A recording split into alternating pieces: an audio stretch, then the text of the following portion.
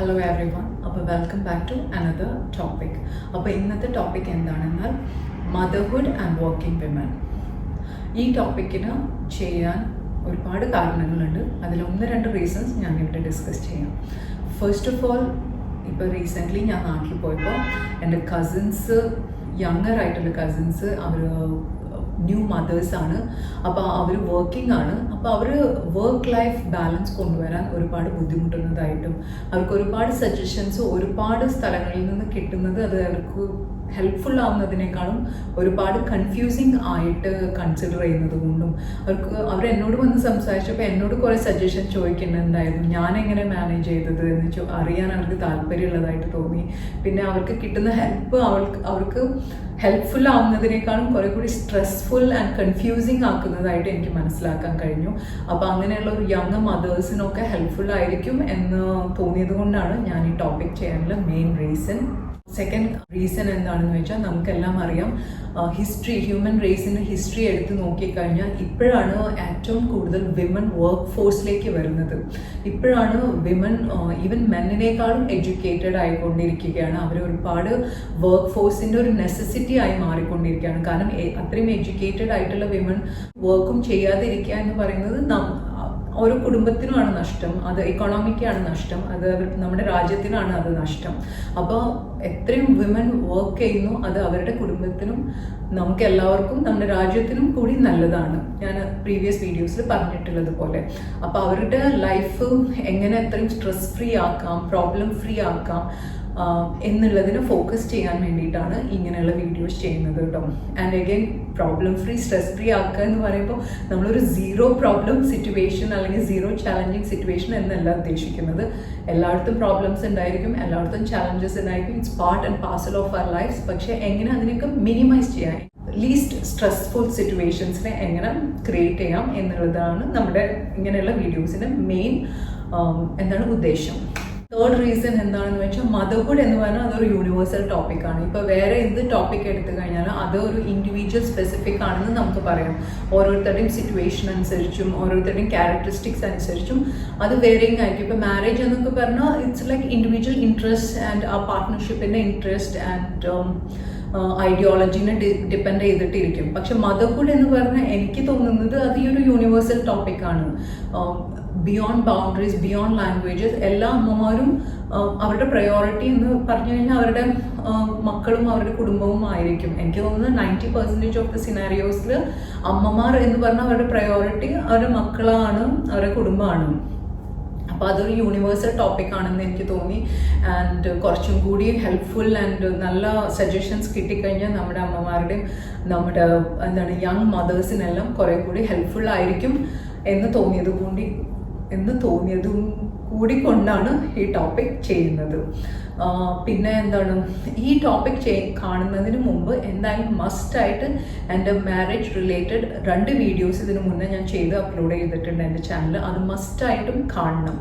അതെന്തുകൊണ്ടാണെന്ന് വെച്ചാൽ അതിൽ മാരേജസിനെ എങ്ങനെ ഹാൻഡിൽ ചെയ്യാം, നമ്മളെങ്ങനെ ഒരു പാർട്ട്ണറെ തിരഞ്ഞെടുക്കാം, ആൻഡ് മാരേജസിൽ സ്ട്രെസ് ആൻഡ് പ്രോബ്ലമാറ്റിക് സിറ്റുവേഷൻസിനെ എങ്ങനെ റെഡ്യൂസ് ചെയ്യാം എന്നുള്ളതിനെ കുറിച്ചിട്ടാണ് ആ 2 വീഡിയോസും ഞാൻ ചെയ്തിരിക്കുന്നത്. അതെന്തുകൊണ്ടെന്നാന്ന് വെച്ചാൽ, നമ്മളൊരു മദർഹുഡിനെ അപ്രോച്ച് ചെയ്യുമ്പോൾ നമുക്കൊരു പീസ്ഫുൾ എൻവയൺമെൻറ്റിലാണെങ്കിൽ അത്രയും പ്രോബ്ലംസ് എഗെയിൻ നമ്മൾ റെഡ്യൂസ് ചെയ്യുകയാണ്. ഒരു സ്പൗസൽ കോൺഫ്ലിക്റ്റ് ഉള്ള അല്ലെങ്കിൽ ഹസ്ബൻഡ് ആൻഡ് വൈഫ് എപ്പോഴും കോൺഫ്ലിക്റ്റിൽ ഇരിക്കുന്ന ഒരു സിറ്റുവേഷനിൽ മദർഹുഡ് ആൻഡ് വർക്ക് ലൈഫ് എന്ന് പറഞ്ഞാൽ അതൊരു അഡീഷണൽ ചാലഞ്ചസ് ആണ് നമ്മൾ ഹാൻഡിൽ ചെയ്യാൻ പോകുന്നത്. അപ്പോൾ അങ്ങനെയുള്ള ഒരു സിനാരിയോയിലല്ലാതെ ഒരു peaceful husband and wife relationship ഉള്ള ഒരു പീസ്ഫുൾ ഫാമിലിയിലുള്ള ചാലഞ്ചസിനെ ആൻഡ് വർക്ക് ലൈഫിനെ എങ്ങനെ ബാലൻസ് ചെയ്യാം എന്നുള്ളതിനെയാണ് ഇവിടെ ഫോക്കസ് ചെയ്യുന്നത്. അപ്പോൾ ആ പ്രോബ്ലംസിന് അങ്ങനെ ഒരു അഡീഷണൽ ബാഗേജസ് ഈ വീഡിയോസിൽ നമ്മൾ ചർച്ച ചെയ്യുന്നില്ല. ഇനി അങ്ങനെ ഒരു വീഡിയോസ് ചെയ്യണമെങ്കിൽ മേ ബി ഞാൻ റിസർച്ച് ചെയ്തിട്ട് അങ്ങനെ ഒരു വീഡിയോ ചെയ്യാം, ഡിപ്പെൻഡിങ് അപ്പോൺ നിങ്ങളുടെ എല്ലാം ഫീഡ്ബാക്ക് ആൻഡ് സജഷൻസ് അനുസരിച്ചിട്ട്. അപ്പോൾ ഇവിടെ കറൻ്റ്ലി ഹസ്ബൻഡ് ആൻഡ് വൈഫ് നല്ലൊരു ഹാർമോണിയസ് ആയിട്ടുള്ള സിറ്റുവേഷനിൽ ഒരു motherhood and work life balance എങ്ങനെ കൊണ്ടുപോകാം എന്നുള്ളതിനെ കുറിച്ചിട്ടാണ് കേട്ടോ 5 പോയിന്റ്സ് ഞാനിവിടെ ഡിസ്കസ് ചെയ്യാൻ പോകുന്നത്. ആസ് ഓൾവേസ് ഒരുപാട് ഡിസ്കഷൻസ് ഈ ടോപ്പിക്കിനെ പറ്റിയിട്ട് അവൈലബിൾ ആണ്. നിങ്ങളുടെ ഓൺ റാഷണൽ അല്ലെങ്കിൽ നിങ്ങളുടെ ഓൺ സ്വന്തമായി ചിന്തിച്ചിട്ട് നിങ്ങൾ സ്വയം നിങ്ങളുടെ സിറ്റുവേഷൻ അനുസരിച്ചിട്ടുള്ള പോയിന്റ്സ് നിങ്ങൾക്ക് ഏറ്റെടുക്കാവുന്നതാണ്. എല്ലാം എല്ലാവർക്കും ഫീസിബിൾ അല്ല. ഓക്കെ, നിങ്ങളുടെ സിറ്റുവേഷൻ, നിങ്ങളുടെ തിങ്കിങ് അനുസരിച്ചിട്ട് ഡിസിഷൻസ് എടുത്ത് മുന്നോട്ട് പോകുക. Okay, let me come to the point. അപ്പോൾ ഇതിൽ ഫസ്റ്റ് പോയിന്റ് എന്താണെന്ന്, വർക്ക് ലൈഫ് ബാലൻസ് എന്നൊരു സിനാരിയോയെ ഇല്ല. ഓക്കെ, എസ്പെഷ്യലി യങ് മദേഴ്സ് അവർ വിചാരിക്കുന്ന അയ്യോ എൻ്റെ ലൈഫിൽ ഇത്രയും ചാലഞ്ചസ് ഉണ്ട്, എൻ്റെ വർക്ക് പ്ലേസിൽ എനിക്ക് ഇത്രയും ചാലഞ്ചസ് ഉണ്ട്, ഞാൻ എങ്ങനെ ബാലൻസ് കൊണ്ട്, അങ്ങനെ ഒരു കോൺസെപ്റ്റേ ഇല്ല. സോ അങ്ങനെ ഒരു പെർഫെക്റ്റ് ബാലൻസിങ് സിറ്റുവേഷന് വേണ്ടിയിട്ട് നിങ്ങൾ തല പുകഞ്ഞ് ആലോചിച്ച് സ്ട്രെസ് എടുക്കേണ്ട ഒരു ആവശ്യവുമില്ല. നിങ്ങൾക്ക് നിങ്ങളുടെ സിറ്റുവേഷനിൽ എന്ത് ഡിസിഷൻ എടുക്കുന്നോ അതാണ് നിങ്ങളുടെ റൈറ്റ്. ഓക്കെ, നിങ്ങളുടെ ഫാമിലിക്കും നിങ്ങളുടെ പീസ് ഓഫ് മൈൻഡിനും എന്ത് ഡിസിഷൻ എടുത്താലാണ് നിങ്ങൾക്ക് ലീസ്റ്റ് പ്രോബ്ലമാറ്റിക് ആയി തോന്നുക, അതാണ് നിങ്ങളുടെ റൈറ്റ് ഡിസിഷൻ. അല്ലാതെ ഒരു perfect answer, perfect decision, perfect balance എന്നൊരു സിനാരിയോ ഇല്ല. So first of all remove that from your mind. നിങ്ങൾ എടുക്കുന്ന തീരുമാനമാണ് നിങ്ങൾക്ക് ശരി. ഓക്കെ, അപ്പോൾ ഫോർ എക്സാമ്പിൾ, ഇപ്പോൾ ഒരു ഹസ്ബൻഡ് ആൻഡ് വൈഫ്, ഒരു കപ്പിൾ ഡിസൈഡ് ചെയ്യുന്നു അവരുടെ കുട്ടീനെ ഒരു നഴ്സറിയിൽ വിടണം എന്ന്. എനിക്ക് തോന്നുന്നു 3 years ആയി കഴിഞ്ഞാണ്, ഇവിടെ pre-KG എന്ന് പറയും. അപ്പോൾ 3 years ആയി കഴിഞ്ഞാലാണ് നഴ്സറി, സ്കൂളിന് മുന്നേ, KGക്ക് മുന്നേ കുട്ടികളെ വിടുന്ന ഒരു സിറ്റുവേഷൻ. നഴ്സറിയിൽ വിടാനായിട്ട് തീരുമാനിക്കുന്നു. കൊച്ചിനെ അവിടെ കുറച്ച് ദിവസത്തിലേക്ക് വിടുന്നു. അപ്പോൾ കുട്ടി ഒട്ടും ഹാപ്പിയല്ല, ഭയങ്കര അൺഹാപ്പിയാണ്, ഭയങ്കര കരഞ്ഞ് വിളിച്ച് ബഹളം ഉണ്ടാക്കിക്കൊണ്ടിരിക്കുകയാണ്. അപ്പോൾ അത് പാരൻസിന് ഭയങ്കര സ്ട്രെസ്ഫുള്ളാണ്. എസ്പെഷ്യലി അവർ ജോലിക്ക് പോകുന്നവരാണെങ്കിൽ അവിടെ നിന്ന് നഴ്സറിയിൽ നിന്ന് ഇവിടെ പാരൻസിനെ വിളിച്ചുകൊണ്ടിരിക്കുക, അവർ ജോലി വിട്ടിട്ട് കുട്ടീനെ എടുക്കാൻ വരണം. അപ്പോൾ അത് വളരെ സ്ട്രെസ്ഫുൾ, എസ്പെഷ്യലി ഒരു ന്യൂ മദറൊക്കെ ആണെങ്കിൽ അത് വളരെ സ്ട്രെസ്ഫുൾ ആയിട്ടുള്ള ഒരു സിറ്റുവേഷൻ ആകാം. ഓക്കെ, അപ്പം അങ്ങനെയുള്ള ഒരു സിറ്റുവേഷനിൽ ആ കുട്ടിക്ക് അഡാപ്റ്റ് ചെയ്യാൻ പറ്റുന്ന ഒരു നഴ്സറി തിരഞ്ഞെടുത്ത് അവിടേക്ക് വിടുന്നതായിരിക്കും പാരൻസിനും ഹെൽപ്ഫുൾ, അവിടെ വർക്ക് ചെയ്യുന്നവർക്കും കുട്ടിക്കും എല്ലാം ഹെൽപ്ഫുൾ ആയിട്ടുള്ളൊരു സിറ്റുവേഷൻ. അപ്പോൾ അങ്ങനെ ഒരു ഡിസിഷൻ എടുത്ത് നമ്മൾ വിടുമ്പോൾ കുട്ടി അവിടെ അഡാപ്റ്റ് ചെയ്യാൻ പറ്റുന്നില്ല എന്നുണ്ടെങ്കിൽ നമ്മൾ ഇമീഡിയറ്റ്ലി അതിൽ സ്ട്രെസ് എടുക്കാതെ ഇമീഡിയറ്റ്ലി കുട്ടിക്ക് ഫീസിബിൾ ആയിട്ടുള്ള വേറൊരു നഴ്സറി കണ്ടുപിടിക്കാനോ അല്ലെങ്കിൽ ഒരു ഓൾട്ടർനേറ്റീവ് ആയിട്ട് ഏതെങ്കിലും ഹെൽപ്പിനെ വീട്ടിലേക്ക് വിളിച്ചിട്ട് കുറച്ച് നാൾ കുട്ടിക്ക് അവിടേക്ക് അഡ്ജസ്റ്റ് ചെയ്യിപ്പിക്കാൻ നോക്കുകയോ അങ്ങനെയൊക്കെയുള്ള ഇമീഡിയറ്റ് ഓൾട്ടർനേറ്റീവ്സ് കണ്ടുപിടിക്കുക. അല്ലാതെ എക്സിസ്റ്റിംഗ് സിറ്റുവേഷനിൽ തന്നെ ഒരുപാട് സ്ട്രെസ് എടുത്ത് കുട്ടീനെയും സ്ട്രെസ് ചെയ്ത് അവരെയും സ്ട്രെസ് ചെയ്ത് നമ്മളും സ്ട്രെസ് ചെയ്ത് ഒരു സ്ട്രെസ്ഫുൾ എൻവയൺമെൻറ്റ് ക്രിയേറ്റ് ചെയ്യാൻ നോക്കേണ്ടതില്ല. ഇമീഡിയറ്റ്ലി ഒരു ഓൾട്ടർനേറ്റീവ് കണ്ടുപിടിക്കാൻ നോക്കുക. ഇപ്പോൾ ഈ സിറ്റുവേഷനിൽ നമുക്ക് ഫ്രണ്ട്സിനടുത്ത് സംസാരിക്കാം അല്ലേ, ഒരുപാട് ആളുകൾ യൂസ് ചെയ്തിട്ടുള്ള ഒരുപാട് ഓപ്ഷൻസ് ഉണ്ടായിരിക്കാം നമുക്ക് ചുറ്റും. അതിൽ നമുക്ക് ഫീസിബിൾ ആയിട്ടുള്ള നമ്മുടെ ബഡ്ജറ്റിൽ ഒതുങ്ങുന്ന ഏതെങ്കിലും സിറ്റുവേഷൻ അല്ലെങ്കിൽ ഒരു നഴ്സറി കണ്ടുപിടിച്ച് അവിടേക്ക് കുട്ടിയെ വിടാം, ഒന്ന് അഡാപ്റ്റ് ചെയ്യാൻ പറ്റുന്നുണ്ടോ എന്ന് നോക്കി നോക്കാം. ഇനി അതല്ല കുട്ടിക്ക് അവിടെ ഒന്നും അഡാപ്റ്റ് ചെയ്യാൻ പറ്റുന്നില്ല എന്നുണ്ടെങ്കിൽ നമുക്ക് ഒരാളെ ഹെൽപ്പിനെ വീട്ടിലേക്ക് ഹയർ ചെയ്യാം അല്ലെ. ഇപ്പോൾ ഒരുപാട് സർട്ടിഫൈഡ് പീപ്പിൾ അവൈലബിൾ ആണ് നമ്മുടെ നാട്ടിലായാലും, ഒരുപാട് സർട്ടിഫൈഡ് പ്രൊഫഷണൽസ് കെയർ ടേക്കിങ്ങിൽ അവൈലബിൾ ആണ്. അങ്ങനെയുള്ള ആരെങ്കിലും വിളിച്ചിട്ട് ഹെൽപ്പിന് ഓൾട്ടർനേറ്റീവ് ഇമ്മീഡിയറ്റ്ലി കാണാൻ നോക്കണം. അതല്ലാതെ അതിൽ തന്നെ സ്ട്രെസ് ചെയ്ത് ആർഗ്യൂ ചെയ്ത് ടൈം ആൻഡ് എഫേർട്ട് വേസ്റ്റ് ചെയ്യാതെ ഇരിക്കുക. ഇതൊരു ജസ്റ്റ് എക്സാമ്പിൾ ആണ് കേട്ടോ. ഇപ്പം ഞാനെല്ലാം 45 years, എൻ്റെ ഡെലിവറി കഴിഞ്ഞ് 45 years അല്ല 45 days ഞാൻ വർക്ക് റെസ്യൂം ചെയ്ത ആളാണ്.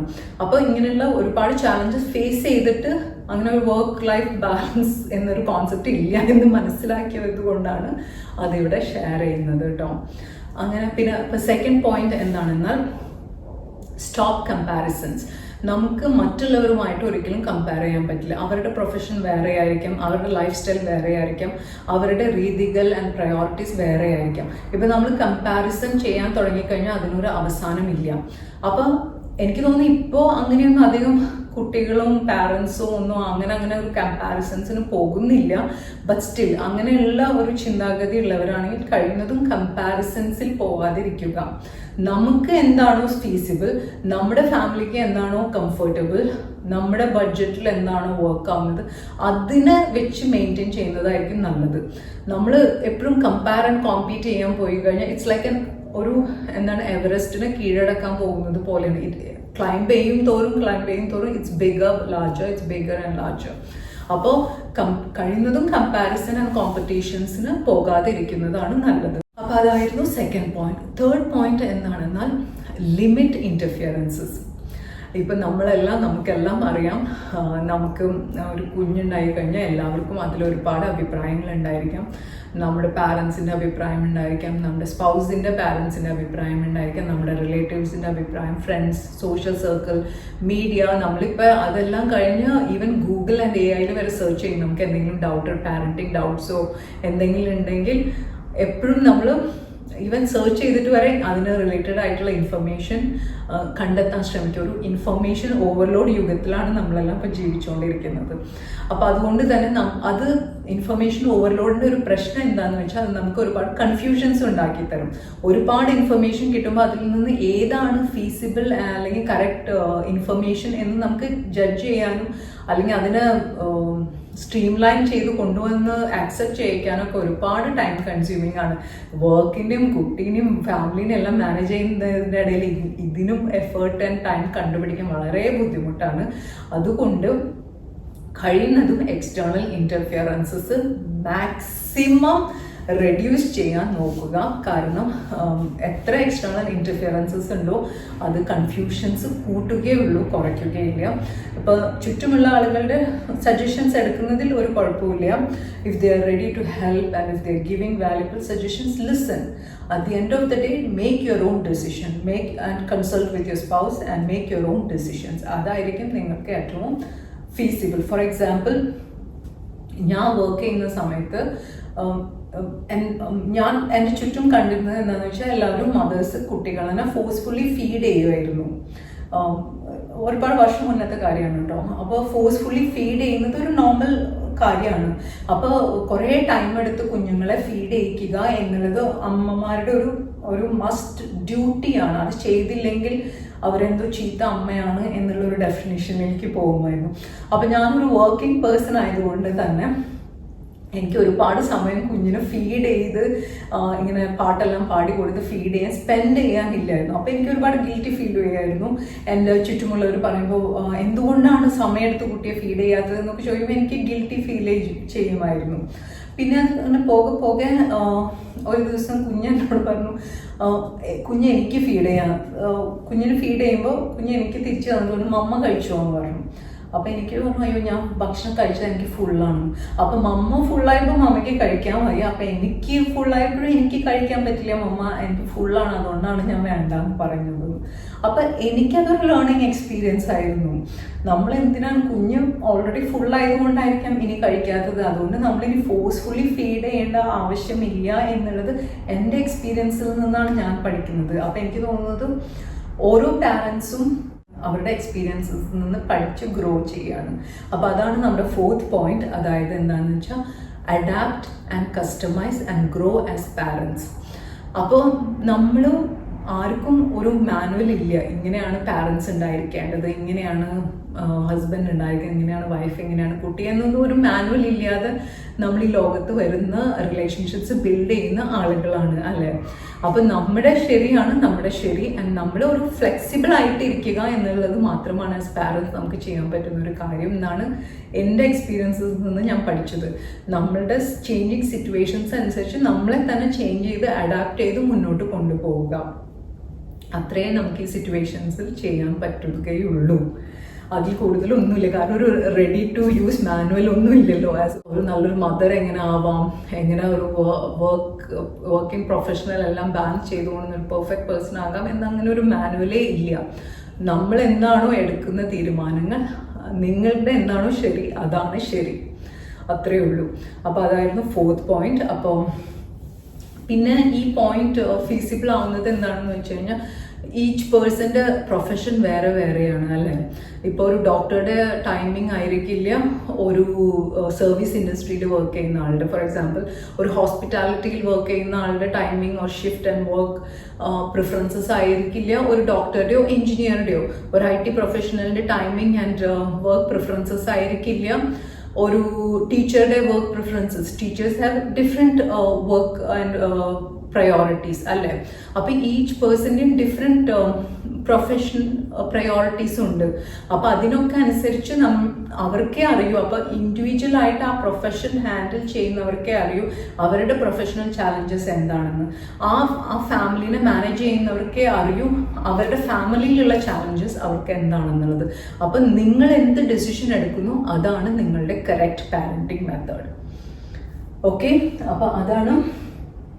അപ്പോൾ അങ്ങനെ നമ്മളെ തന്നെ അഡാപ്റ്റ് ചെയ്യാനും നമ്മളെ തന്നെ പ്രോഗ്രസ് ചെയ്യിപ്പിക്കാനും ഒക്കെയുള്ള ഒരു മൈൻഡ് സെറ്റ് ഉണ്ടാക്കി വെക്കുക എന്നുള്ളതാണ് ഈ 4th പോയിന്റിൽ നിന്ന് ഉദ്ദേശിക്കുന്നത്. അതായത് adapt, customise and grow your self as A parent. Okay, പിന്നെ 5th പോയിന്റാണ് ഭയങ്കര വെരി ഇമ്പോർട്ടൻറ്റും എസെൻഷ്യലും ആയിട്ടുള്ളൊരു പോയിന്റ്, അതായത് വർക്ക് ലൈഫ്. അപ്പോൾ വർക്ക് ലൈഫ് എന്ന് പറഞ്ഞു കഴിഞ്ഞാൽ വർക്ക് ലൈഫ്